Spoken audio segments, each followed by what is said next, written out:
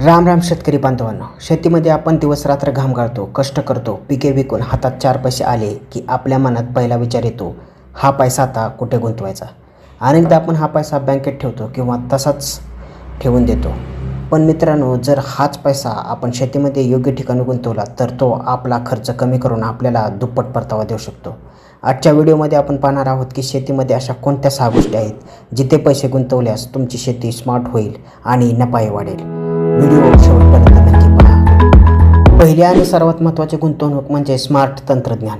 आजकाल पाणी आणि विजेचा मोठा प्रश्न आहे. यासाठी शेतात ठिबक किंवा तुषार सिंचन नक्की बसवा. तसेच मोबाईलवरून चालणारे स्मार्ट वॉटर पंप, स्टार्टर किंवा IoT सेन्सर वापरा. यामुळे मजुरांचा खर्च वाचेल, पाण्याची बचत होईल आणि पिकाला अचूक पाणी मिळेल. दुसरा पर्याय म्हणजे हवामानातील बदलापासून पिकाचे रक्षण करणे. कधी अतिवृष्टी होते तर कधी गारपीट. यासाठी शेडनेट हाऊस किंवा पॉली हाऊसमध्ये गुंतवणूक करा. यात सिमला मिरची, काकडी किंवा फुलाची शेती करून तुम्ही वर्षभर हमखास उत्पन्न घेऊ शकता. यासाठी शासनाचे मोठे अनुदानही मिळते. तिसरी गोष्ट, शेतीचा पाया म्हणजे आपली माती. दरवर्षी नियमित माती परीक्षण करा आणि सेंद्रिय खताचा वापर वाढवा. यामुळे रासायनिक खतांचा अवाजवी खर्च थांबेल. सोबतच उन्हाळ्यात पाण्याची टंचाई भासू नये म्हणून शेतात प्लॅस्टिक अस्तरीकरण केलेले शेततळे नक्की उभारा. चौथा पर्याय आहे पारंपरिक पिकाऐवजी फळबागेकडे वळणे. डाळिंब, केशर आंबा, तैवान पिंक पेरू किंवा ड्रॅगन फ्रूट यासारख्या फळबागामध्ये गुंतवणूक करा.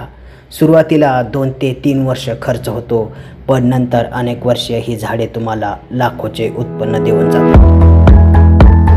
पाचवे म्हणजे फक्त पिकांवर अवलंबून न राहता शेतावरच दुग्ध व्यवसाय, बंदिस्त शेळीपालन किंवा गावरान कुक्कुटपालन सुरू करा. शेतातील जनावरांच्या शेणापासून बायोगॅस प्लांट उभारा, ज्यामुळे घरच्या गॅसचा आणि खताचा खर्च पूर्णपणे शून्यावर येईल आणि दरमहा हक्काचा पैसा हातात पडेल. आणि 6वा सर्वात मोठा मंत्र म्हणजे माल कच्चा न विकता त्यावर प्रक्रिया करणे. हळद कंद विकण्याऐवजी हळद पावडर बनवा, डाळी तयार करा. स्वतःच्या शेतातील भाजीपाला आणि फळे चांगल्या बॉक्समध्ये पॅक करून थेट शहरात किंवा सोसायट्यामध्ये विका. मधल्या दलालांना कमिशन देण्याऐवजी तो नफा थेट तुमच्या खिशात येईल. तर शेतकरी बांधवांनो, गुंतवणुकीचा सोपा नियम लक्षात ठेवा.